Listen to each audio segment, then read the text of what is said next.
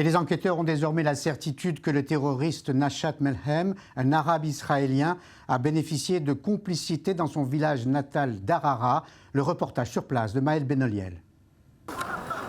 L'enquête n'est pas encore terminée, les recherches se poursuivent toujours.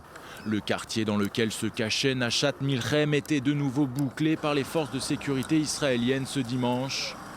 Et c'est la maison de cet homme qui est dans la ligne de mire des policiers et des services de renseignement. Son fils a même été interpellé. Je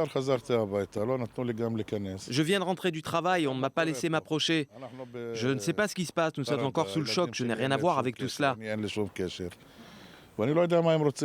Je ne sais pas ce qu'ils nous veulent. Pendant une semaine, ils se cachaient ici, mais moi, je n'en savais rien. Si j'avais su, j'aurais prévenu la police. Mais à Harara, tous ne partagent pas cette opinion. En tant qu'Arabes israéliens, nous sommes contre ce qui s'est passé dans le village d'Harara, dans notre quartier d'Al-Daharat, à savoir un meurtre de sang-froid, parce que c'est une méthode cruelle.